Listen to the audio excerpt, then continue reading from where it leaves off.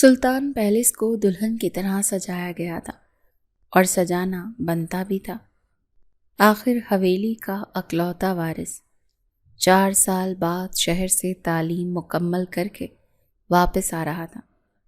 وہ دیگر ملازموں کے ساتھ صفائیوں میں مشغول تھی جب ایک ملازمہ نے آ کر اسے بڑی بیوی کا پیغام دیا۔ جب وہ ان کے سامنے گئی تو بڑی بیگم صاحبہ نے غور سے اسے دیکھا۔ اس پل ان کے کانوں میں اپنی سمدھن کی آواز گونجنے لگی، دیکھیں، میں اپنی بیٹی کی شادی اس گھر میں تب ہی کروں گی جب آپ اس حسین ملازمہ کو کام سے نکالیں گے۔ مجھے تو یہ سوچ کر حیرت ہوتی ہے کہ آپ نے اتنی حسین لڑکی کو اپنے گھر میں جگہ کیسے دے دی ہے؟ کیا آپ کو اپنے گھر کے مردوں سے یا ملازموں سے کوئی خوف محسوس نہیں ہوتا؟ اتنی خوبصورت لڑکی دیکھ کر تو ہم عورتوں کا ایمان ڈول جائے، اور آپ نے اسے اپنی حویلی میں جگہ دی ہوئی ہے۔ کل کو اگر آپ کے بیٹے کو ہی اس سے عشق ہو گیا تو میری بیٹی کہاں جائے گی؟ سامنے کھڑی دراز قد لڑکی کا حسن اگرچہ اس وقت سوگوار ہی لگ رہا تھا، اور زمانے کی سختیوں نے اس کو حسن کو تھوڑا سا گھنا بھی دیا تھا، لیکن پھر بھی وہ ہر لحاظ سے ایک مکمل حسین عورت کہلائی جا سکتی تھی۔ بیٹھو بیٹی، انہوں نے نہایت پیار سے زویا کو بیٹھنے کا اشارہ کیا اور وہ بیٹھ گئی۔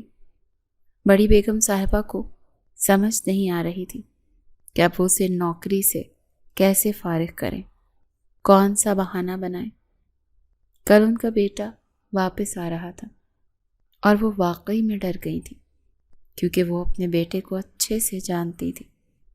وہ شروع سے ہی نہایت حسن پرست رہا تھا، اور کیا پتا وہ اس لڑکی پر ہی دل ہار بیٹھتا۔ کچھ دیر خاموشی چھائی رہی اور اس خاموشی کو زویا ہی نے توڑا۔ بی بی صاحبہ، آپ نے مجھے کچھ کام کے لیے بلایا ہے؟ وہ اپنے اندر ہمت جمع کرنے کی کوشش کرتی رہی کہ وہ اسے کہیں، میں نے تمہیں کسی کام کے لیے نہیں بلایا، بلکہ تمہیں ہر کام سے فارغ کر رہی ہوں، لیکن وہ ایسا کر نہ سکی اور نہ بولی۔ نہیں، کچھ خاص نہیں، بس تم سے پوچھنا تھا کہ انتظامات وغیرہ سب مکمل ہو گئے ہیں؟ زویا نے سر ہلاتے ہوئے جواب دیا، جی بی بی صاحبہ، جیسے آپ نے کہا تھا سب تیاریاں ویسے ہی ہوئی ہیں۔ چھوٹے سائیں کو کسی انتظام میں کمی محسوس نہیں ہوگی۔ انہوں نے اسے جانے کا اشارہ کیا اور کچھ سوچتے ہوئے اپنی ایک بہت پرانی اور قابل بھروسہ ملازمہ کو بلایا۔ رضیہ، مجھے تم سے ایک کام ہے۔ جیسا کہ تم جانتی ہو کہ کل میر سلطان حویلی واپس آ جائیں گے، تو میں چاہتی ہوں کہ جب تک میر سلطان کی شادی نہیں ہو جاتی تم یہ کوشش کرو گی کہ زویا اور میر سلطان کا سامنا نہ ہو۔ اس لڑکی کو پردے میں رکھنا ہوگا۔ تم سمجھ رہی ہو نا کہ میں ایسا کیوں چاہ رہی ہوں؟ رضیہ ایک ہوشیار عورت تھی۔ وہ سمجھ گئی کہ بی بی صاحبہ کیا چاہ رہی ہیں۔ بولی، آپ فکر ہی نہ کریں بیگم صاحبہ، میں پوری کوشش کروں گی کہ اس لڑکی کا سامنا میر سلطان سے کبھی نہ ہو۔ رضیہ کے جانے کے بعد انہیں تسلی ہو گئی۔ وہ ہرگز بھی اتنی سخت دل نہیں بن سکتی تھی کہ ایک بیچاری بیوہ خاتون کو ایک بچے کے ساتھ اپنے گھر سے نکال باہر کرتی۔ اس بار میر سلطان کی شادی ہو جائے گی تو پھر اسے اپنی بیوی کا ہی وفادار بن کر رہنا ہوگا، پھر سب ٹھیک ہو جائے گا۔ انہوں نے اپنے آپ کو تسلی دی تھی۔ اگلے دن کا سورج بہت ہنگامہ خیز طلوع ہوا تھا۔ 10 بجے تک چھوٹے سائیں کی واپسی تھی اور وہ حیران تھی، چونکہ سب تیاریاں اس نے خود کی تھیں، اور اب جب وہ چھوٹے صاحب واپس آ رہے تھے تو اسے پیچھے کر دیا گیا تھا۔ صبح ہی تو رضیہ نے اسے کہا تھا کہ شاہ سائیں کے استقبال کے لیے دوسرے ملازمین ہی کافی ہیں، تم آج کے دن آرام کرو، تم نے پچھلے دنوں بہت کام کیا ہے۔ اگرچہ وہ بھی دیکھنا چاہتی تھی کہ جس کے لیے محل شان و شوکت سے سجایا جا رہا ہے وہ شخص آخر ہے کون؟ لیکن اگر اسے آرام کا موقع مل رہا تھا تو باہر جانا ضروری نہیں تھا۔ وہ اپنے بیٹے کے ساتھ یہ وقت اچھے سے گزار سکتی تھی۔ تھوڑی دیر بعد ہی پٹاخوں کی آوازیں آنے لگی، ساتھ ہی ڈھول بجے جانے لگے۔ لگتا ہے چھوٹے سائیں آ چکے ہیں، کل جا کر سلام پیش کراؤں گی، اگر نہ کیا تو کیا پتہ بی بی صاحبہ ناراض ہو جائیں۔ کافی دیر تک ڈھول بجتے رہے اور پٹاخے چلائے جاتے رہے، آتش بازی ہوتی رہی اور پھر اس کے بعد سناٹا چھا گیا۔ حویلی کے بڑے سے دالان میں بی بی صاحبہ کی گود میں سر رکھ کے وہ ان کو بہت اداس ہو رہا تھا۔ چپ چپ سا لگا۔ میرو، کیا بات ہے میرے بیٹے؟ آج اس سے پہلے تو میں نے تمہیں کبھی اتنا چپ نہیں دیکھا۔ تمہاری ہنسی، تمہاری باتیں کہاں گئیں سب؟ میر سلطان نے بمشکل اپنے چہرے پر ہنسی سجاتے ہوئے ان کے ہاتھ تھامے۔ آپ کا وہی پرانے والا میرو ہی ہوں، بس تھوڑی تھکن سی ہو گئی ہے تو اس لیے بولنے کا دل نہیں چاہ رہا۔ آپ انہیں کیا بتاتا کہ کچھ روگ جو دل کو لگ جاتے ہیں وہ آپ کے چہرے سے ہنسی اور زبان سے الفاظ چھین لیتے ہیں۔ وہ صبح صبح ہی سرونٹ کوارٹر کو تالا لگاتے ہوئے حویلی چلی آئی۔ سب سے پہلا سامنا رضیہ سے ہوا۔ وہ کہنے لگی تم ایسا کرو کہ ناشتہ بناؤ اور اس کے بعد اپنے کوارٹر واپس چلی جانا، مجھے پھر کوئی کام ہوگا تو میں تمہیں بلا لوں گی۔ اس کو کچن کی طرف جاتے دیکھ کر رضیہ دل میں سوچنے لگی، یہ اچھا ہوگا کہ جب تک سب لوگ سوئے ہوئے ہیں تب تک اس کا کام ختم ہو جائے گا اور اسے واپس اس کے کوارٹر بھیج دوں گی۔ ناشتہ بنا کر وہ اپنے کوارٹر واپس چلی آئی۔ میر سلطان 10 بجے اٹھا اور گرما گرم ناشتے نے اس کا موڈ خوشگوار کر دیا۔ رضیہ کو کہنے لگا جس نے بھی ناشتہ بنایا اسے لے کر آؤ، ہم اسے اپنے ہاتھوں سے انعام دینا چاہتے ہیں، کیا ہی کمال ناشتہ بنایا ہے۔ رضیہ گھبرا گئی اور گھبراہٹ سے بولی صاحب جی یہ ناشتہ تو میں نے ہی بنایا ہے، خاص آپ کے لیے۔ میر سلطان نے اس کو کچھ پیسے دیے تو وہ دل ہی دل میں زویا کا شکریہ ادا کرنے لگی کہ اس کی وجہ سے مجھے پیسے مل گئے۔ زویا حویلی کئی دنوں سے جا رہی تھی لیکن اب تک اس کا سامنا چھوٹے سائیں سے نہیں ہوا تھا۔ پہلے تو یہ ہوتا تھا کہ وہ سارے دن حویلی میں ہی رہتی تھی اپنے بیٹے کے ساتھ، لیکن اب اس کا کام ختم ہوتے ہی رضیہ اسے سرونٹ کوارٹر جانے کو کہہ دیتی تھی۔ ادھر وہ اپنے بیٹے کو لیے حویلی چلی آئی۔ رضیہ اسے کہیں نظر نہیں آئی تو وہ خود ہی صفائی کرنے لگی۔ میر سلطان اپنے کمرے سے باہر نکلا۔ اتنے دنوں سے وہ سب ملازمین کو دیکھ رہا تھا اور اسے سب کی پہچان ہو گئی تھی، لیکن جب اس نے دیکھا کہ سامنے چادر میں ملبوس ایک لڑکی صفائی کر رہی ہے تو اس نے حیرانی سے پوچھا یہ سیاہ چادر میں ملبوس لڑکی کون ہے؟ اس لڑکی کی اس کی طرف پیٹھ تھی اور وہ بے اختیار ہی پوچھ بیٹھا۔ پاس ہی کھڑی ملازمہ نے ادب سے بتایا سر یہ لڑکی بیچاری بیوہ ہے، اس کا 2 سال کا بیٹا بھی ہے، ابھی 4 ماہ پہلے ہی آئی ہے۔ بڑی بی بی صاحبہ نے ترس کھا کر اسے کام پر رکھا ہے۔ وہ ایک دم اپنے دل کی تیز دھڑکن پر پریشان ہو کر رہ گیا۔ واپس مڑنے ہی لگا کہ ایک چھوٹا سا 2 سال کا بھاگتا ہوا بچہ آیا اور اس سے ٹکرا گیا اور نیچے گر گیا۔ اس نے بے اختیار اسے روتے ہوئے بچے کو گود میں اٹھا لیا اور اس کی گہری گہری آنکھیں دیکھ کر اس کا دل دھک سے رہ گیا۔ اس بچے کی آنکھیں اسے کسی کی یاد دلا گئی تھی۔ تم جانتی ہو میں سینکڑوں کی بھیڑ میں بھی تمہیں تمہاری آنکھوں سے پہچان لوں گا۔ اپنے ہی کہے گئے الفاظ اس کے کانوں میں گونجے۔ وہ بھی حیرانی میں مبتلا ہی تھا جب اس بچے کی ماں اپنے بیٹے کے رونے کی آواز سن کر بے قرار ہوتی ہوئی مڑی۔ علی کیا ہوا بیٹا؟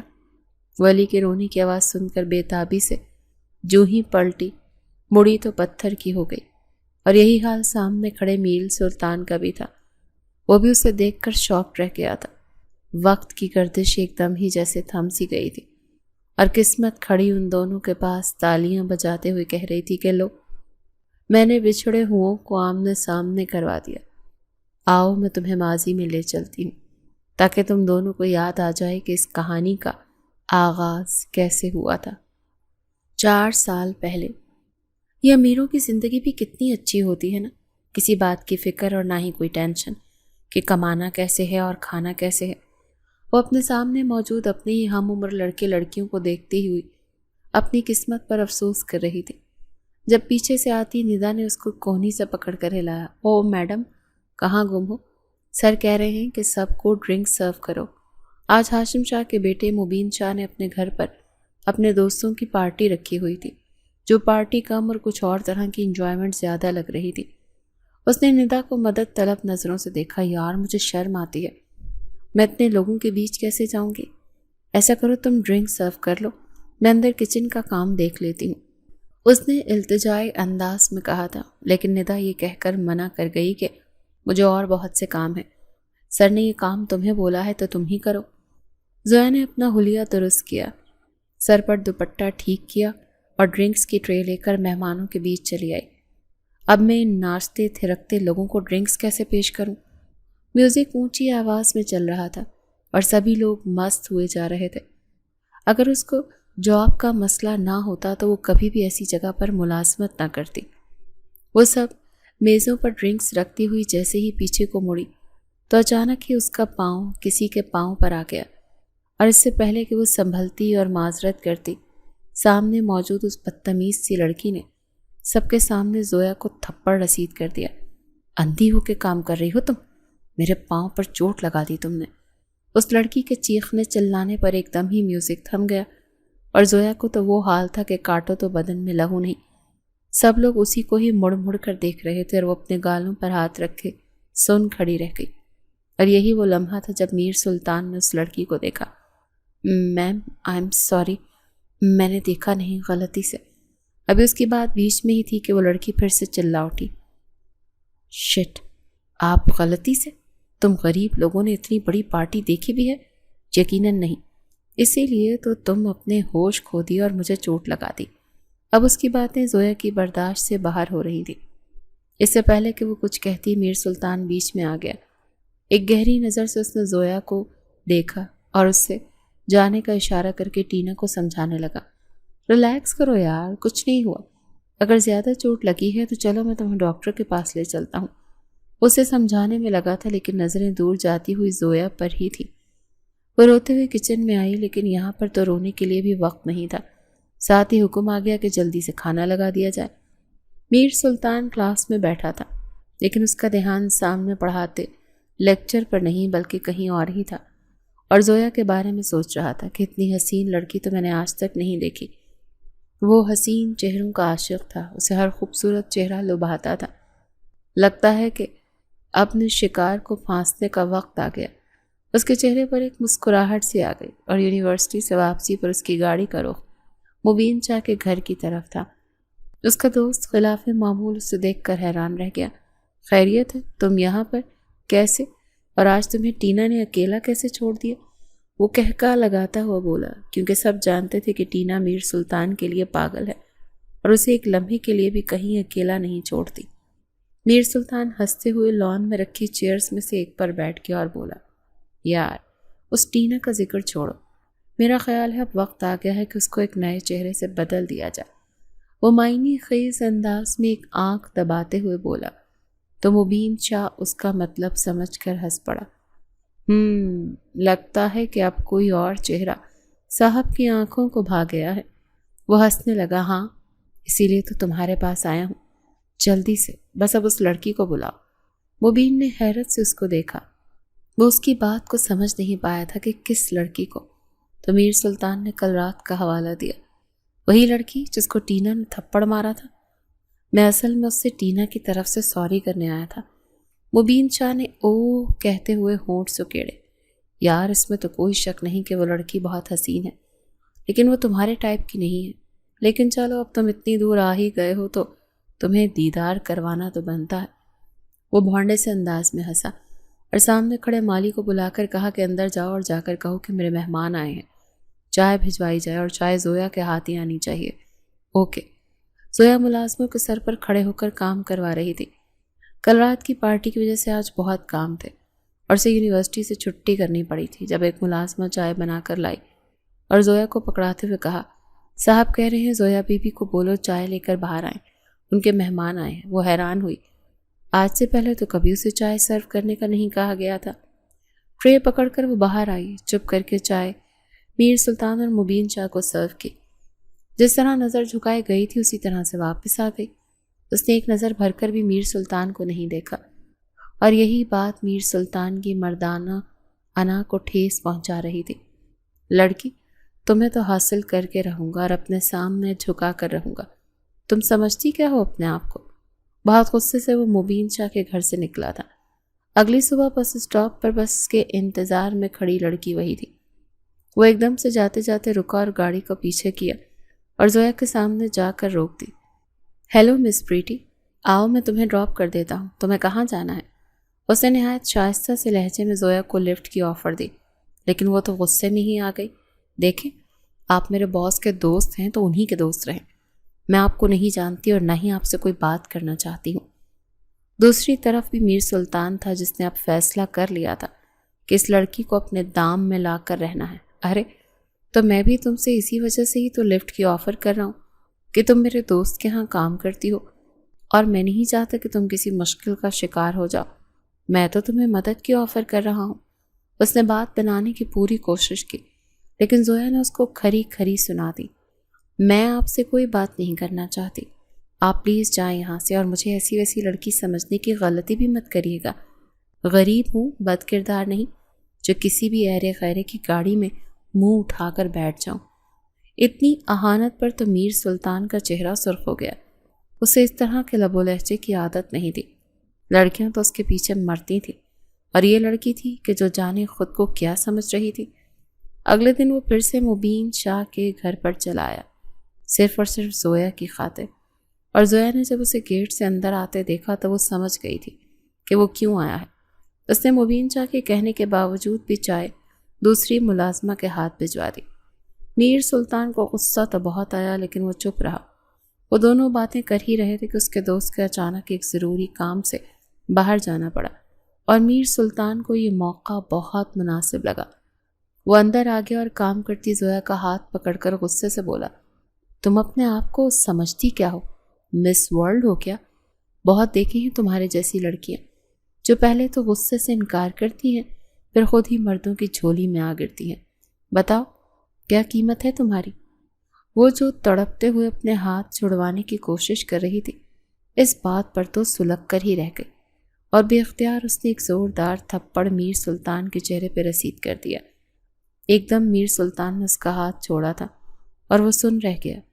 وہ تو کبھی سوچ بھی نہیں سکتا تھا کہ یہ لڑکی اس پر ہاتھ اٹھا سکتی ہے۔ اس سے پہلے وہ کوئی ری ایکشن دیتا وہ جلدی سے وہاں سے بھاگ گئی تھی۔ چھوٹے سائیں، آپ کو بی بی صاحبہ بلا رہی ہیں۔ ابھی ماضی مکمل کہاں ہوا تھا کہ ملازمہ کی آواز پر وہ حال کی دنیا میں واپس پہنچا۔ کچھ یہی حال سامنے دنگ کھڑی زویا کا بھی تھا۔ ایک لمحے میں ہی جیسے صدیاں بیت گئی تھیں۔ وہ جلدی سے اپنے بیٹے کو لیے وہاں سے بھاگ کھڑی ہوئی، اور جب تک میر سلطان کے حواس بحال ہوئے تو وہ اس کی نظروں سے اوجھل ہو چکی تھی۔ یہ لڑکی یہ کہاں پر رہتی ہے؟ اس نے پیچھے مڑ کر بےتابی کے سے انداز میں ملازمہ سے پوچھا، تو وہ جو پہلے یہ سب دیکھ کر کافی الجھن کا شکار تھی، بے اختیار سرونٹ کوارٹر کی طرف اشارہ کر کے کہنے لگی، اپنے بیٹے کے ساتھ وہیں رہتی ہے، زویا کے پیچھے پیچھے ہی۔ وہ اس طرف بھاگا۔ زویا نے اندر جاتے ہی دروازہ بند کر لیا اور وہ باہر سے دستک دینے لگا۔ تم ایسے مجھ سے پیچھا نہیں چھڑا سکتی، تمہیں میرے سوالوں کا جواب دینا ہوگا۔ دروازہ کھولو۔ دروازے کے ساتھ ٹیک لگائے وہ زمین پر بیٹھتی چلی گئی۔ آنکھوں سے آنسو پانی کی طرح بہنے لگے۔ کیا تھا یہ شخص؟ اس کو کیا سمجھا تھا؟ اور یہ آج اس کے سامنے کھڑا اسی سے سوال جواب کر رہا تھا۔ میری بات سنو زویا، میں نے تمہیں کہاں کہاں نہیں تلاش کیا، تم کہاں چلی گئی تھی؟ یہاں پر میرے گھر پر تم کیا کر رہی ہو؟ کیسی ہو؟ پلیز مجھے میرے سوالوں کے جواب دو۔ دروازہ کھولو ورنہ میں دروازہ توڑ دوں گا، وہ اندر سے ہی چلائی۔ چلے جاؤ یہاں سے، میں کوئی تماشا نہیں لگانا چاہتی۔ اس سے پہلے کہ وہ مزید بات کرتا، ملازمہ پھر سے اس طرف آتی دکھائی دی۔ وہ جانتا تھا کہ وہ کیا کہنے آ رہی ہوگی۔ وہ بی بی صاحبہ کے پاس پہنچ گیا، جن کو پہلے ہی خبر مل چکی تھی کہ چھوٹے سائیں نے زویا کو دیکھ لیا ہے اور اس کے پیچھے اس کے سرونٹ کوارٹر تک بھی گئے ہیں۔ انہوں نے خاصی ناراضی سے میر سلطان کو دیکھا۔ یہ میں کیا سن رہی ہوں میرو؟ تم ایک ملازمہ کے پیچھے اس کے سرونٹ کوارٹر تک چلے گئے؟ یہ اسٹینڈرڈ ہے تمہارا؟ اندر سے تو وہ بھی ہل کر رہ گئی تھی کہ کتنی کوشش کی تھی ان دونوں کا آمنا سامنا نہ ہو، ورنہ وہ دل ہار جائے گا، اور یہی ہوا۔ وہ ان کے پاس بیٹھ گیا۔ آپ سب چھوڑے، مجھے یہ بتائیں کہ یہاں پر کب سے ہے اور کون ہے، اور اس نے اپنے بارے میں آپ کو کیا بتایا؟ بی بی جان بتانے لگی، 4 ماہ پہلے کی ہی بات ہے۔ سخت طوفانی رات تھی اور میں تمہارے ننیال کے گھر سے واپس آ رہی تھی۔ کہ راستے میں اس کو اس کے بیمار بیٹے کے ساتھ دیکھا تو خدا ترسی کا مظاہرہ کر کے گاڑی میں بٹھا لیا، اور وہیں سے اس کے حالات پتہ چلے کہ یہ اکیلی ہے، اس کا اس کے بیٹے کے سوا دنیا میں کوئی نہیں ہے، یوں ہی چھوٹے موٹے کام کر کے اپنے بیٹے کو پالتی ہے۔ تو میں اسے اپنی حویلی لے آئی کہ یہاں پر رہے، کام کرے اور یہ اچھے طریقے سے زندگی گزارے۔ زویا، تم اتنے مشکل وقت اور حالات سے گزر رہی، مگر تم نے مجھے بتانا بھی ضروری نہیں سمجھا۔ پھر ایک دم اسے اس کے بیٹے کا خیال آیا، کیا وہ میرا بیٹا ہے؟ دل تڑپ سا گیا، وہ میرا ہی بیٹا ہو سکتا ہے، اور کس کا ہوگا بھلا؟ وہ اپنے خیال میں گم تھا کہ بی بی جان نے اس کے ہاتھ پکڑ کر کہا، تم جانتے ہو نا کچھ دنوں میں تمہاری شادی کی تاریخ طے ہونے والی ہے، تو بہتر ہوگا کہ تم اپنا خیال، اپنا دھیان صرف اور صرف اپنے منگیتر پر رکھو۔ انہوں نے تنبیہ کرتے ہوئے کہا، کچھ دنوں تک تمہارے بابا جان آ جائیں، پھر ہم جا کر شادی کی تاریخ طے کر لیں گے۔ اس وقت اس کا دماغ صرف اور صرف زویا میں الجھا ہوا تھا۔ وہ سن نہیں پا رہا تھا کہ بی بی جان کیا کہہ رہی ہیں، بس سر ہلاتا ہوا وہاں سے نکل آیا۔ اگر اسے ملازموں کا ڈرنا ہوتا تو ایک بار پھر سے وہ سرونٹ کوارٹر میں جاتا اور جا کر دروازے پر دستک دیتا، اور دستک تو زویا کے دل و دماغ پر ماضی بھی دے رہا تھا۔ اسے وہ دن یاد آیا جب اس نے میر سلطان کی وجہ سے اپنی نوکری کھو دی تھی۔ اس نے مبین شاہ کے دوست پر ہاتھ اٹھایا تھا، اور کیسے ممکن تھا کہ وہ اسے جاب سے نہ نکالتا۔ اپنے ہاسٹل میں بیٹھی وہ میر سلطان کو بد دعائیں دے رہی تھی کہ کاش تمہیں اللہ پوچھے، تم نے میرے ساتھ اچھا نہیں کیا، اب میں کیا کروں گی؟ وہ بہت پریشان تھی، ہاسٹل کے اخراجات بھی سر پر تھے، اور اسے گاؤں بھی تو پیسے بھیجنے تھے۔ جس طرح مبین شاہ نے اسے نوکری سے نکالا تھا، اسے نہیں لگتا تھا کہ وہ اسے اس مہینے کی سیلری دے گا، اور ان امیروں سے لڑنے کی طاقت اس میں نہیں تھی۔ یونیورسٹی سے چھٹی کر کے وہ نوکری کے لیے در بدر پھر رہے تھے کہ گاؤں سے بھی خالہ کی کال آ گئی۔ وہ اسے تنخواہ کا پوچھ رہی تھی۔ انہیں جھوٹی تسلی دیتے ہوئے کہا، خالہ کچھ دن تک تنخواہ مل جائے گی، پھر میں آپ کو بھیج دوں گی، اور خود پریشان ہو کر وہیں سڑک کنارے بیٹھ گئی۔ کچھ سمجھ نہیں آ رہا تھا کہ آگے کیا کرنا ہے اور کیا نہیں ہوگا۔ تبھی پاس آ کر ایک گاڑی رکی اور گاڑی سے اترا میر سلطان، جسے دیکھ کر اس کا حلق تک کڑوا ہو گیا۔ یہی تو انسان تھا جس کی وجہ سے اس کی بربادی کی شروعات ہوئی تھی۔ ایک پل کو تو وہ ڈر گئی کہ کہیں یہ اپنے تھپڑ کا بدلہ لینے تو نہیں آ گیا ہے، لیکن اس نے آ کر اس دن کی طرح اپنا سوال دہرایا، چلو میں تمہیں ڈراپ کر دوں، تمہیں کہاں پر جانا ہے؟ تو وہ پھٹ پڑی، اپنی ہمدردی اپنے پاس رکھو، اگر تم اتنے میرے ہمدرد ہوتے تو تمہاری وجہ سے میری نوکری نہ جاتی، اور اس وقت میں اگر روڈ پر بھی بیٹھی ہوں نا تو صرف تمہاری وجہ سے۔ وہ ایک پل کو چپ ہو گیا، پر اپنا والٹ نکالتے ہوئے کہا، کتنے پیسے چاہیے تمہیں؟ تو زویا کا ہاتھ ایک بار پھر سے اٹھتے اٹھتے رہ گیا۔ تم ایک انتہائی نامعقول انسان ہو، کوشش کرنا کہ دوبارہ میری آنکھوں کے سامنے مت آنا۔ نفرت ہو گئی ہے مجھے تمہاری شکل سے۔ سمجھتی کیا ہو اپنے آپ کو؟ تمہارے پاس پیسہ ہے تو تم کسی کو بھی خرید لوگے۔ غصے سے وہ نان سٹاپ بولے جا رہی تھی۔ پھر جب گردن گھما کر دیکھا سب لوگ اسی کو دیکھ رہے تھے تو جلدی سے وہاں سے چلی گئی۔ ایک تو اس انسان نے زندگی عذاب کر کے رکھ دی ہے، بار بار میرے راستے میں کیوں آ جاتا ہے؟ اگر مجھے سانس کا مسئلہ نہ ہو تو میں نقاب کر کے باہر نکلا کروں تاکہ یہ مجھے سڑک پر پہچان ہی نہ پائے۔ اس وقت میر سلطان اسے شدید زہر لگ رہا تھا، اور وہ اپنے دوستوں کی محفل میں بیٹھا بظاہر ان کے ساتھ گپ شپ میں مصروف تھا، مگر اس کا دماغ مسلسل اس تھپڑ میں الجھا ہوا تھا جو زویا نے اسے رسید کیا تھا۔ اگر کوئی اور ہوتا تو اب تک اس سے بدلہ لے چکا ہوتا، لیکن چاہنے کے باوجود بھی وہ زویا سے انتقام نہیں لے پا رہا تھا۔ جانے کیوں؟ ٹینا کی باتیں اور اس کی موجودگی بھی اسے بہت بری لگ رہی تھی۔ وہ چاہتا تھا کہ اس وقت صرف اور صرف اس کے سامنے زویا ہو اور وہ اسی کو دیکھتا رہے اور اسی سے باتیں کرتا رہے۔ ایک گہرے سانس لیتے اس نے صوفے کی پشت سے سر ٹکایا اور آنکھیں بند کر لیں۔ تم تو جانتی بھی نہیں ہو کہ میر سلطان تمہاری محبت میں پور پور ڈوب چکا ہے، اور تم ہو کہ ایک لا حاصل خواہش بنتی جا رہی ہوں۔ زویا سے اس کی اگلی اتفاقی ملاقات یونیورسٹی میں ہوئی تھی، اور وہ وہاں پر پڑھتی ہے۔ اس کے لیے ایک حسین اتفاق تھا کہ ان دونوں کا ادارہ ایک ہی تھا۔ جتنا حیران وہ زویا کو دیکھ کر ہوا تھا اتنا ہی وہ بھی ہوئی تھی۔ تم میرا پیچھا کرتے کرتے یہاں تک بھی آ گئے ہو؟ وہ اس کے سوال پر خاصا تب گیا تم اپنے آپ کو سمجھتی کیا ہو؟ دنیا میں اور کوئی کام نہیں رہ گیا سوائے تمہارا پیچھا کرنے کے؟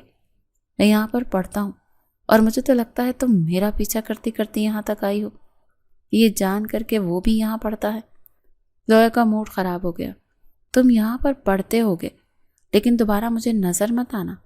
وہ ایک ہاتھ سے پیچھے ہونے کا اشارہ کرتی ہوئی آگے نکلی تو اس کے پیچھے ہی چلایا، یونیورسٹی تمہارے باپ کی نہیں ہے۔ میرا جب جی چاہے گا میں جس طرح مرضی دیکھوں گا اور جس طرف مرضی جاؤں گا۔ اسے نہیں علم تھا کہ وہ اپنی مرضی کے خلاف کس طرح کا بنتا جا رہا ہے۔ وہ تو پلے بوائے تھا، لڑکیوں کے ساتھ گھومنا پھرنا، ان سے باتیں کرنا اس کا شوق تھا، اور اب وہ سب کو بھول کر صرف اور صرف زویا کے پیچھے ہلکان ہو رہا تھا۔ اور یہ بات ٹینا کو بالکل اچھی نہیں لگ رہی تھی۔ اس دن بھی وہ اس کے ساتھ باہر نہیں جانا چاہتا تھا، لیکن وہ اسے زبردستی اپنے ساتھ ایک ریسٹورانٹ میں لے گئی کہ اس کی برتھ ڈے ہے۔ وہ اس کا دل نہیں توڑ پایا اور اس کے ساتھ چلا گیا، اور کچھ دیر بعد جب اس نے وہاں پر اپنے بابا کو دیکھا تو آسان خطا ہو گئے۔ وہ یقیناً شہر اپنے بزنس کے حوالے سے میٹنگ کے لیے آئے ہوں گے، اور اس وقت وہ اپنے کلائنٹ کے ساتھ بیٹھے تھے، اسی لیے میر کے ساتھ ان کی بات نہ ہو سکی۔ شام کو ان کا فون آیا تو خاصا ڈر گیا تھا، جانے وہ کیا کہیں، لیکن انہوں نے خاصے سرد انداز میں صرف ایک ہی بات کہی، تم بھلے شہر میں جس سے مرضی دوستی کرو، جتنی لڑکیاں چاہے پسند کرو اور ان کے ساتھ وقت گزارو، وہ تمہاری مرضی، لیکن جہاں تمہاری شادی ہوگی وہ ہماری مرضی سے ہوگی۔ بابا جان ایسا تو کچھ نہیں، وہ صرف میری دوست ہے۔ اس نے کہنے کی کوشش کی تو انہوں نے اس کی بات کاٹ دی۔ میں یہی کہہ رہا ہوں کہ لڑکوں سے دوستی رکھو یا لڑکیوں سے، مجھے کوئی اعتراض نہیں۔ ہاں اگر تم شادی میری مرضی سے نہیں کرو گے تو مجھے ضرور اعتراض ہوگا، اور تم جانتے ہو کہ تم کبھی بھی میرے اعتراض کو سہنے کے مطابق نہیں ہو سکتے، اسی لیے سوچ سمجھ کر دل لگانا۔ شادی تمہاری وہی ہوگی جہاں پر میں چاہوں گا۔ انہوں نے کھٹ سے فون بند کر دیا۔ اگرچہ اس کا اپنی ماں سے بہت پیار تھا، لیکن اپنے باپ سے وہ ہمیشہ ڈرتا آیا تھا، کیونکہ وہ ایک روبدار شخصیت تھے جنہوں نے اگر ایک بار ایک بات کہہ دی تو وہ حکم کا درجہ رکھتی تھی، اور وہ اپنی بات سے پیچھے نہیں ہٹ سکتے تھے۔ بے اختیار اسے زویا کا خیال آیا، جس کے لیے وہ بہت سیریس ہو چکا تھا۔ پھر اس نے اپنے آپ کو تسلی دی، کوئی بات نہیں، ابھی یونیورسٹی کے 3 سال ہیں، 3 سال میں تو بہت کچھ بدل جاتا ہے، تو بابا جان کی سوچ بھی بدل ہی سکتی ہے۔ لیکن وہ نہیں جانتا تھا کہ جن کی سوچ پختہ ہو جائے، سالوں گزر جائیں یا صدیاں، وہ نہیں بدلا کرتی۔ یونیورسٹی میں وہ روز اس کے ڈپارٹمنٹ چلا جاتا تھا، صرف اس کی ایک جھلک دیکھنے، اور یہ بات زویا بھی اچھے طریقے سے جانتی تھی کہ وہ بالکل چپ چاپ اس کے آگے پیچھے منڈلا رہا ہے۔ جس دن وہ اس کے ڈپارٹمنٹ نہ آتا تو اس کو بے چینی لگ جاتی اور سوچنے لگتی آج وہ کیوں نہیں آیا۔ یوں ہی کرتے پورا سیمسٹر ہو گیا، اور اس عرصے کے دوران وہ ایک اچھی سیکنڈ ٹائم جاب بھی حاصل کر چکی تھی، اور یہ میر سلطان کی وجہ سے ممکن ہو پایا تھا۔ مگر اس نے زویا پر یہ ظاہر نہیں ہونے دیا کہ اسے اس کی وجہ سے جاب ملی ہے۔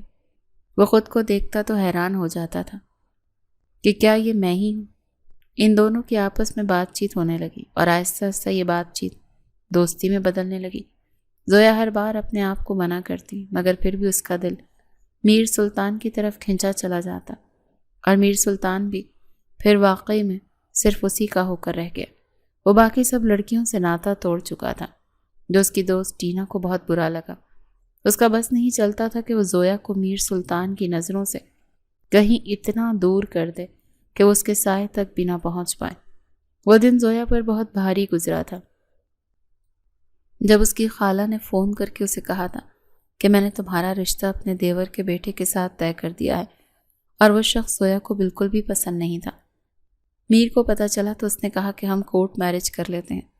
وہ ایسا اس لیے بھی کرنا چاہ رہا تھا کیونکہ وہ جانتا تھا کہ خود اس کے اپنے ماں باپ اس کی شادی پر نہیں مانیں گے، اور ان دونوں کے پاس یہی حل ہے، بعد میں سب ٹھیک ہو جائے گا۔ یوں ایک دن خاموشی کے ساتھ اپنے چند دوستوں کی موجودگی میں ان دونوں نے نکاح کر لیا۔ وہ اپنے فلیٹ پر زویا کو اپنی بیوی کے روپ میں دیکھ کر یقین ہی نہیں کر پا رہا تھا۔ اس نے بے اختیار اسے گلے لگا لیا، اس کے ماتھے پر کس کرتے ہوئے کہا، اب تو میں تمہیں چھو سکتا ہوں نا؟ جہاں چاہے، جتنا چاہے دل کرے، میں اتنا پیار کر سکتا ہوں نا؟ اس نے شرارت آمیز لہجے میں کہا تو زویا ہنس دی۔ زندگی بہت خوبصورت ہو گئی تھی۔ وہ دونوں اکٹھے یونیورسٹی آنے جانے لگے اور ٹینا کا جلن کے مارے برا حال تھا۔ کتنی ہی بار اس نے کوشش کی تھی کہ وہ ان دونوں کو الگ کر دے، لیکن ہر بار اس کا پلان کسی نہ کسی طریقے سے فیل ہو جاتا تھا۔ ایک دن میر سلطان کو اچانک اس کے بابا کی کال آئی۔ وہ بہت پریشان لگ رہے تھے۔ اسے کہنے لگے میری طبیعت ٹھیک نہیں ہے، میں چاہتا ہوں کہ تمہیں اپنے کاروبار کے بارے میں سب کچھ آگاہ کر دوں، تم جلدی سے گاؤں آ جاؤ۔ زویا کو اپنے بابا کی حالت کے بارے میں بتا کر وہ بہت پریشان سا ہو کر گاؤں کے لیے روانہ ہو گیا، اور زویا کو تو یہی تھا کہ وہ 1-2 دن میں واپس آ جائے گا، مگر پورا ہفتہ ہو گیا اور اب اس کی کوئی خیر خبر نہیں تھی۔ نہ ہی کال لگ رہی تھی اور نہ ہی میر نے اس کو اپنی خیریت کا کوئی پیغام بھیجا تھا۔ 1 ہفتے بعد وہ یونیورسٹی میں ہی جب میر کے نمبر سے اسے کچھ تصاویر موصول ہوئیں، ان کو دیکھ کر تو اس کی جان ہی نکل گئی کہ وہ میر کی منگنی کی تصاویر تھی، اور وہ انہیں کسی بھی لحاظ سے فیک نہیں کہہ سکتی تھی، کیونکہ وہ خبر حقیقت تھی اور میر کے سبھی دوستوں کو بھی پتہ چل چکا تھا۔ وہ سب زویا سے اظہار ہمدردی کر رہے تھے، اور ٹینا کی باتیں سن کر تو اس کا دماغ پھٹ رہا تھا۔ وہ کہنے لگی مجھے تو پہلے ہی پتا تھا کہ وہ شادی کرے گا تو صرف اور صرف اپنے والد کی مرضی سے۔ تم جیسی لڑکیاں تو اس کے لیے بس کھلونا ہی ہوتی ہیں، بس فرق یہ ہے کہ تم نکاح کر کے اس کے ہاتھوں کا کھلونا بنی ہو اور باقی لڑکیاں بغیر نکاح کے۔ یہ سب کچھ اس کی توقع کے بالکل برخلاف تھا، اور اگلے ہی دن میر نے طلاق کے پیپرز بھی بھیج دیے۔ اس کی رہی صحیح ہمت بھی جواب دے گئی اور وہ بے ہوش ہو گئی۔ ہوش آیا تو ہسپتال میں تھی۔ ڈاکٹر نے یہ بتا کر اس کو سر پر بم پھوڑ دیا کہ وہ پریگننٹ ہے۔ اس کے دوست چاہتے تھی کہ وہ ابارشن کروا لے، لیکن وہ اب اپنی آخری سہارے کو نہیں کھونا چاہتی تھی۔ اپنی تعلیم ادھوری چھوڑ کر وہ اپنی خالہ کے پاس گاؤں چلی آئی، جنہوں نے اس شرط پر پاس رکھا کہ وہ کما کر انہیں دے گی۔ یہ سارا عرصہ اس نے کیسے گزارا تھا یہ صرف وہی جانتی تھی۔ دن رات سلائی مشین پر جھکی رہتی، کپڑے سلائی کرتی رہتی اور صرف اپنے بچے کی خاطر سب کی باتیں برداشت کرتی۔ جس دن اس کا بیٹا اس کے ہاتھوں میں آیا تو اسے لگا کہ اب دنیا کے سارے غم ختم ہو گئے ہیں، اور اس نے اپنی ساری جان اپنے بیٹے کو پالنے میں لگا دی۔ کچھ عرصہ پہلے خالہ کی وفات ہو گئی تھی، لیکن ساتھ ہی خدا نے آسرا بنا دیا اور وہ بی بی جان کے ساتھ ان کی حویلی میں رہنے آ گئی۔ لیکن وہ ہرگز بھی نہیں جانتی تھی کہ میر سلطان اس حویلی کا وارث ہے، اور اب کہ جب سب اسے معلوم ہو گیا تھا تو وہ یہاں ہرگز بھی نہیں رہ سکتی تھی۔ اس شخص نے اسے طلاق بھیج دی تھی، اس کو دھوکہ دیا تھا، اور وہ کس منہ سے اس سے سوال اور جواب کر رہا تھا۔ جلدی سے اپنے چند کپڑے اس نے بیگ میں ڈالے اور اپنے بیٹے کا ہاتھ پکڑ کر حویلی کی دہلیز پار کرنے ہی والی تھی کہ میر سلطان کی نظر پڑ گئی، اور وہ بھاگتا ہوا آیا اور اس کے آگے چٹان بن کر کھڑا ہو گیا۔ اس وقت اسے اس باس کی بالکل پرواہ نہیں تھی۔ تم ایسے نہیں جا سکتی، تم نے مجھے دھوکہ دیا، میں نے تمہیں کہاں کہاں تلاش نہیں کیا۔ زویا نے اس کے چہرے پر زور سے تھپڑ رسید کیا۔ تم یہ بات کہہ بھی کیسے سکتے ہو کہ تم نے مجھے تلاش کیا؟ تم جانتے بھی ہو تم نے میرے ساتھ کیا کیا؟ تم نے میری زندگی برباد کر دی۔ جھوٹ بول کر گاؤں آئے کہ تمہارے بابا کی طبیعت خراب تھی، تو تم یہاں پر منگنی کرنے آئے تھے۔ وہ ساکت رہ گیا کہ اسے کیسے معلوم۔ وہ منگنی میں نے اپنی مرضی سے نہیں کی تھی، بابا جان کی ضد تھی اور میں نے مجبوری میں کی تھی۔ وہ اب اس کی کسی بھی بات پر نہیں آ سکتی تھی۔ اس سے پہلے مزید بحث ہوتی، گیٹ پر ہارن سنائی دیا اور ایک بڑی سی گاڑی اندر آ کر رکی۔ سب ملازمین بھاگتے ہوئے آئے اور اسے پتہ نہیں تھا کہ میر سلطان کے یہ والد صاحب ہیں۔ وہ ان کو پہلی بار دیکھ رہی تھی۔ ان 4 مہینے میں اس کا سامنا ان سے نہیں ہوا تھا، کیونکہ وہ زیادہ تر گھر سے باہر ہی رہتے تھے۔ ان کو دیکھ کر وہ بھاگ کر ان کے پاس گیا اور ان سے ملنے لگا۔ وہ اس کو اپنے ساتھ ہی اندر لے کر جانے لگے۔ جاتے جاتے اس نے چوکیدار کو سر کے اشارے سے منع کر دیا کہ زویا کو باہر نہ جانے دے، اور یہی ہوا۔ اس کے جانے کے بعد زویا گیٹ کے پاس گئی تو چوکیدار نے منع کر دیا۔ تم کیا چیز میر سلطان آخر چاہتے ہو؟ میں تمہیں آج تک نہیں سمجھ پائی۔ مجھے تم چھوڑ تو چکے ہو، اب میری زندگی کو تماشا بنانے کی کیا ضرورت ہے؟ وہ سسک گئی اور اپنے کمرے میں آ کر رونے لگی۔ رات کا وقت تھا اور جب اسے کچھ کھٹ پٹ کی آواز محسوس ہوئی تو اس کے ساتھ ہی دروازہ کھلا اور کوئی اندر آیا۔ اس سے پہلے وہ چیختی کسی نے اس کے منہ پر ہاتھ رکھ دیا۔ وہ میر سلطان تھا۔ اس کے چہرے پر جھکا۔ تم مجھے چھوڑ کر نہیں جا سکتی، کم سے کم تب تک نہیں جب تک تم میرے سارے سوالوں کا جواب نہیں دے دیتی۔ اس کے لہجے میں سختی تھی۔ ابراہیم میرا ہی بیٹا ہے نا؟ اس کے یوں پوچھنے پر وہ ڈر گئی کہ کہیں ابھی مجھ سے میرا بیٹا نہ چھین لے۔ جلدی سے نفی میں سر ہلایا۔ نہیں، یہ تمہارا بیٹا نہیں ہے، یہ میرے خالہ زاد بہن کا بیٹا ہے۔ وہ بہت غریب ہے، اس کو پال نہیں سکتی، تو اسی لیے میں نے اسے اڈاپٹ کر لیا۔ میر سلطان کو مکمل طور پر شک تھا کہ وہ جھوٹ بول رہی ہے، لیکن اس کے پاس کوئی ثبوت نہیں تھا۔ اس نے سوئے ہوئے ابراہیم کو دیکھا تو اس پر ٹوٹ کر پیار آیا کہ اس نے بے اختیار چھوٹے معصوم بچے کے گال چوم لیے۔ اتنا پیار تو باپ کو ہی اپنے بیٹے پر آ سکتا ہے۔ اس نے سوچا اور چپکے سے ابراہیم کے سر سے چند بال اتار لیے تاکہ ڈی این اے کرا سکے، اور جس خاموشی سے آیا تھا اسی خاموشی سے چلا گیا۔ اسے ایک دن بعد وہ بی بی جان کے پاس گئی اور کہا کہ میں یہاں سے جانا چاہتی ہوں، آپ مجھے جانے کی اجازت دیں۔ اس کی اس بات پر بی بی جان بہت خوش ہوئیں۔ وہ تو خود بھی یہی کہنا چاہ رہی تھی، لیکن کہنے کی ہمت نہیں تھی۔ اسے جلدی سے پیسے دیے اور کہا تم جہاں جانا چاہتی ہو چلی جاؤ، بلکہ ڈرائیور تمہیں چھوڑ آئے گا۔ اس نے شکریہ کے ساتھ منع کر دیا، نہیں میں خود چلی جاؤں گی۔ اچھا موقع تھا کیونکہ میر سلطان بھی گھر پر نہیں تھا۔ چوکیدار کو جب پتہ چلا کہ بی بی جان کا حکم ہے تو اس نے زویا کو جانے دیا۔ وہ شہر جانے والی بس پر بیٹھ گئی اور اسی شہر چلی آئی جہاں اس کی بہت سی یادیں جڑی تھیں۔ وہ بھی شہر آیا ہوا تھا تاکہ ڈی این اے کی رپورٹ لے سکے، اور اس کا شک درست تھا، ابراہیم اسی کا بیٹا تھا۔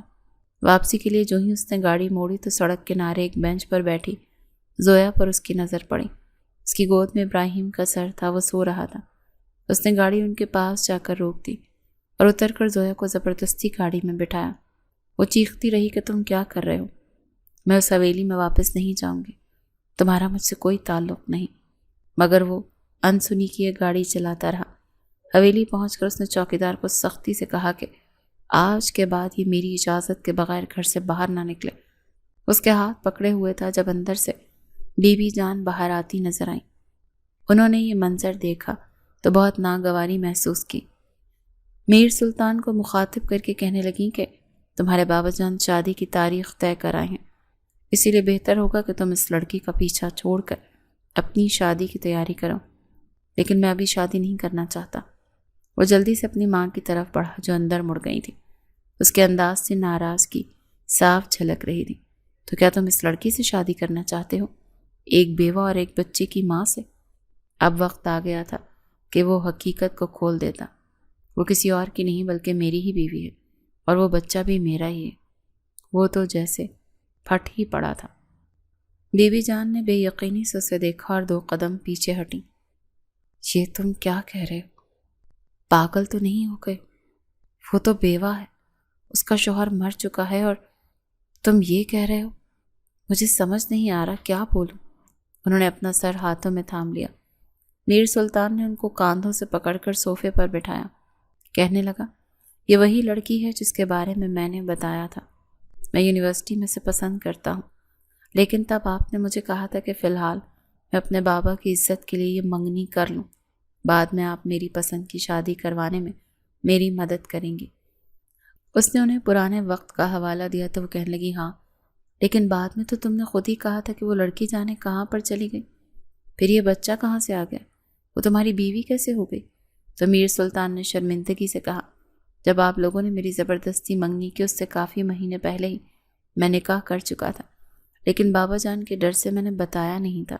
وہ میری بیوی ہے اور ابراہیم میرا بیٹا ہے، وہ آپ کا پوتا ہے، آپ کی حویلی کا وارث۔ آپ کو بابا جان کو اس شادی سے روکنا ہوگا۔ وہ اپنے شوہر سے بہت ڈرتی تھی، لیکن یہاں پر سوال ان کے بیٹے کی محبت اور زندگی کا تھا۔ انہوں نے وعدہ کیا کہ میں کوشش کروں گی کہ ان سے بات کروں، لیکن میں وعدہ نہیں کر سکتی کیونکہ تم جانتے ہو کہ ان کی ہر بات پتھر پر لکیر ہوتی ہے۔ وہ میر سلطان کو کہہ کر تو چلی گئی تھی کہ اس کے بابا کو منانے کی کوشش کریں گے، لیکن کیسے؟ ان میں ہمت نہیں ہو رہی تھی۔ رات کو انہوں نے اپنے شوہر کو مخاطب کرتے ہوئے کہا کہ مجھے لگتا ہے کہ میر اس شادی پر خوش نہیں ہے، ہم نے اس کی منگنی بھی زبردستی ہی کی تھی، لیکن اب شادی نہیں کرنی چاہیے۔ تو انہوں نے ہاتھ اٹھا کر انہیں مزید کچھ بھی کہنے سے روک دیا۔ تم جانتی ہو کہ میں جو فیصلہ کر لیتا ہوں پھر اس سے پیچھے نہیں ہٹتا۔ شادی تو میر کی وہیں اسی لڑکی سے ہی ہوگی جس سے اس کی منگنی ہوئی ہے، اور یہ بات اسے سمجھا دو کہ انکار کا کوئی آپشن نہیں ہے، ورنہ میں تم دونوں کو اس گھر سے بے دخل کر دوں گا۔ میرا کیا قصور ہے؟ وہ روتے ہوئے پوچھنے لگی تو غصے سے بولے، اس لیے کہ تم اس کو سمجھانے کے بجائے اسے مزید شے دے رہی ہو اور مجھ سے اس کی حمایت کر رہی ہو۔ جان لو کہ ایسا ہرگز نہیں ہوگا۔ صبح میر نے بہت امید سے اپنی ماں کی طرف دیکھا، لیکن انہوں نے نفی میں سر ہلا دیا کہ اب کچھ بھی نہیں ہو سکتا۔ زویا ان سب سے بے نیاز صرف اپنے مستقبل پر غور کر رہی تھی۔ وہ اب ہرگز بھی میر کے ساتھ نہیں رہ سکتی تھی۔ ملازمین کی بدولت اسے پتہ چلا تھا کہ میر سلطان کی 1 ہفتے تک شادی ہونے والی ہے، تو جانے کیوں اسے اذیت سی محسوس ہوئی تھی۔ رات کو وہ بے آواز آنسوں سے اپنا تکیہ بھگو رہی تھی کہ وہ پھر سے چوروں کی طرح آ گیا۔ اپنا سامان باندھو، میں تمہیں اور ابراہیم کو لے کر یہاں سے جا رہا ہوں۔ اپنی شادی چھوڑ کر؟ وہ استہزائیہ انداز میں بولی تو وہ 2 قدم آگے بڑھا۔ ہاں، اپنی شادی چھوڑ کر۔ مجھے اس شادی سے کوئی دلچسپی نہیں، مجھے دلچسپی ہے تو تم میں اور ابراہیم میں۔ وہ ہاتھ باندھ کر اسے دیکھ کر بولی، اور کتنا بیوقوف بنانے کی کوشش کرو گے مجھے؟ وہ تم تھے جو جھوٹ بول کر اپنے گاؤں آئے، وہ تم تھے جس نے اپنی منگنی چھپائی، وہ تم تھے جس نے مجھے طلاق کے پیپرز بھجوائے، وہ تم تھے جس نے میسج کر کے مجھے کہا کہ جب میں واپس آؤں تو تمہارے اپارٹمنٹ سے میں جا چکی ہوں۔ اتنا سب کچھ کرنے کے بعد بھی تم میں ہمت ہے میرے سامنے کھڑے ہو سکو اور مجھ سے سوال جواب کر سکو؟ وہ ہانپتے ہوئے بولی۔ غصے کے مارے اس کی رگیں جیسے پھٹنے والی ہو گئی تھیں، اور وہ یہ سب سن کر عجیب سی کیفیت میں پڑ گیا تھا۔ یہ تم کیا کہہ رہی ہو؟ الجھن سے بولا، ہاں یہ ٹھیک ہے کہ میں نے تم سے اپنی منگنی والی بات چھپائی، وہ بھی صرف اس وجہ سے کیونکہ جب میں خود یہاں پر آیا تو مجھے نہیں معلوم تھا کہ یہ سب منگنی کرنے کے لیے کیا گیا ہے، لیکن اس کے علاوہ تو میں نے تمہیں کوئی طلاق کے پیپرز نہیں بھیجوائے، نہ ہی میرے نمبر سے تمہیں کوئی میسج کیا گیا ہے، بلکہ جس دن میں گاؤں آیا اسی دن آتے ہوئے راستے میں گن پوائنٹ پر مجھ سے میرا موبائل اور والٹ چھین لیا گیا تھا، اسی لیے میں تمہیں کوئی اطلاع نہیں دے پایا۔ یہی سوچا کہ چلو اگلے دن نیا موبائل لے لوں گا، لیکن بابا جان کی طبیعت خرابی کے چکر میں 2 دن تک میں موبائل نہیں لے پایا، اور پھر انہوں نے اسپتال سے گھر آنے کی واحد شرط یہی رکھ دی کہ میں منگنی کر لوں۔ اس وقت اپنے خاندان کی عزت اور بابا کی لاج رکھنے کی خاطر مجھے وہ منگنی کرنی پڑی، لیکن میں نے کہیں بھی نہیں سوچا تھا کہ میں اس منگنی کو شادی تک لے کر جاؤں گا۔ جب میں شہر واپس آیا تو تم کہیں بھی نہیں تھی، تمہارا نمبر بھی بند جا رہا تھا، اور سب نے یہی کہا کہ تم میری منگنی کی خبر سن کر کہیں چلی گئی ہو۔ میں نے تمہیں کہاں کہاں نہیں تلاش کیا، اور مجھے تو یہ بھی معلوم نہیں تھا کہ تم پریگننٹ ہو۔ تم اتنی بڑی خبر مجھ سے چھپانی نہیں چاہیے تھی۔ وہ اس سے شکوہ کنہ انداز میں کہتا ہوا وہیں تھک کر بیٹھ گیا۔ اسے سمجھ نہیں آ رہی تھی کہ اس کا فون تو چوری ہو گیا، پھر اس کے نمبر سے زویا کو صرف منگنی کی تصاویر اور ٹیکسٹ میسیجز کیسے چلے گئے؟ کچھ تو گڑبڑ ضرور ہوئی تھی، اور کسی نے کوئی ایسی گہری چال چلی تھی جس کا اسے اندازہ نہیں تھا، اور اب اسے معلوم کر کے رہنا تھا۔ جاؤ میر سلطان، چلے جاؤ یہاں سے، تمہیں نہ محبت نبھانی آتی ہے اور نہ ہی شادی۔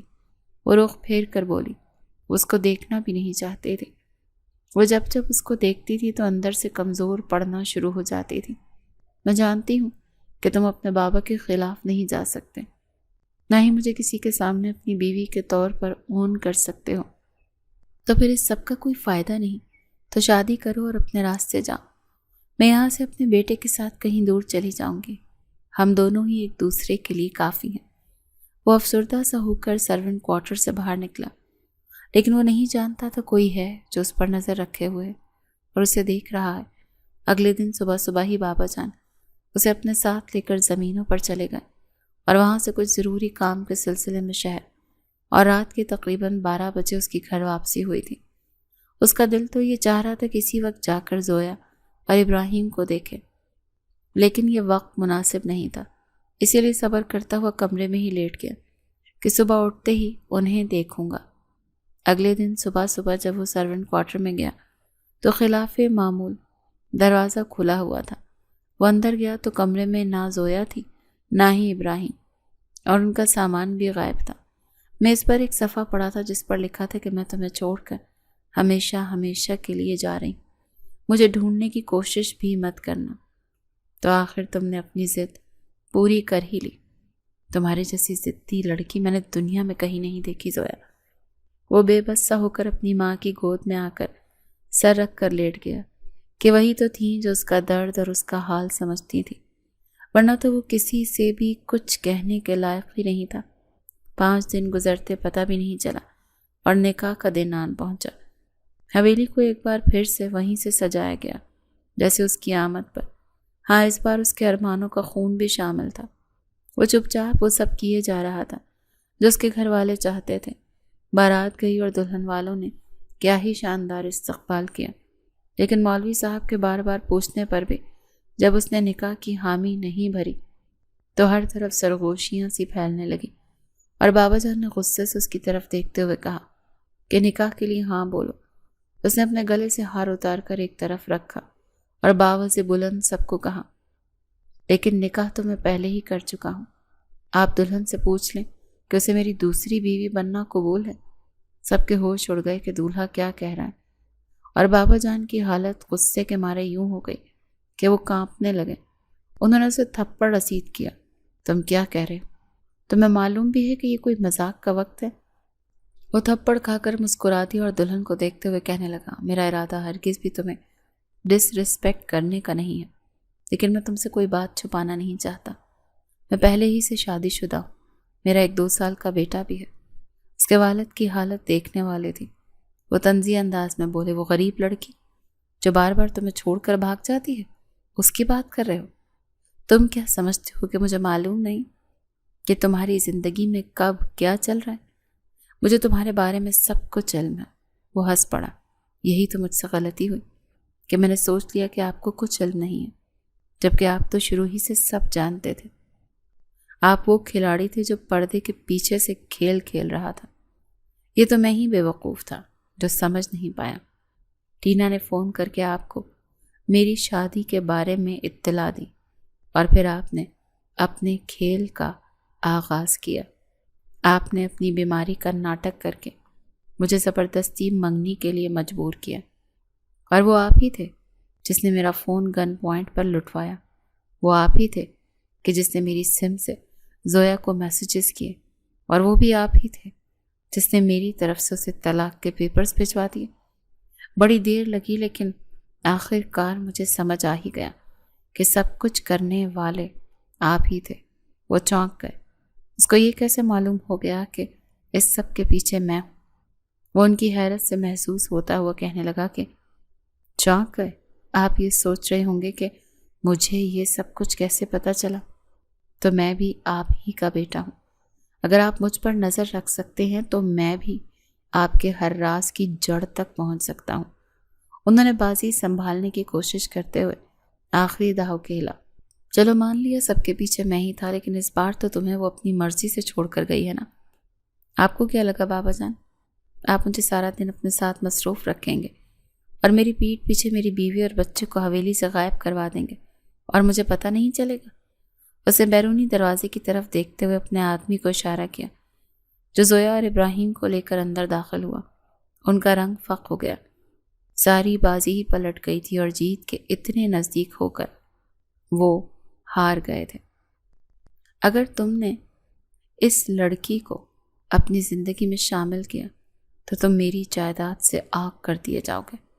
انہوں نے اپنا آخری حربہ استعمال کیا تھا، اسے دھمکی دی، مگر آج وہ کچھ بھی سننے کے موڈ میں نہیں تھا۔ وہ جانتا تھا آپ یہی کہیں گے۔ آپ کے پاس آخری حل یہی بچتا ہے، تو کر دیں آپ آگ، مجھے کوئی فرق نہیں پڑتا۔ میرے پاس تو میرا وارث ہے، میرا بیٹا۔ آپ یہ سوچیں کہ آپ کے پاس میرے جانے کے بعد کون ہوگا؟ آپ کس کو اپنا وارث کہیں گے؟ آپ کے پاس کوئی نہیں ہوگا، کیونکہ میں اپنی ماں کو بھی ساتھ لے جاؤں گا۔ ساری عمر آپ نے ان پر روب ڈالنے کے سوا کیا ہی کیا ہے؟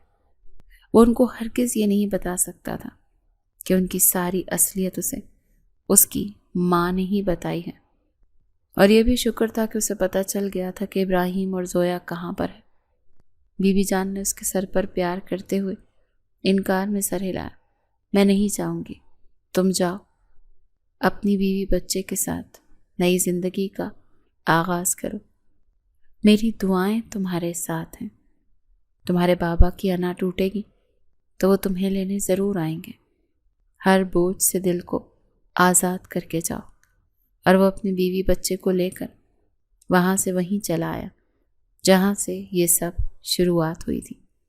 ان کے بیچ بدگمانیاں آئیں، جدائیاں آئیں، لیکن جیت آخر کار محبت کی ہوئی۔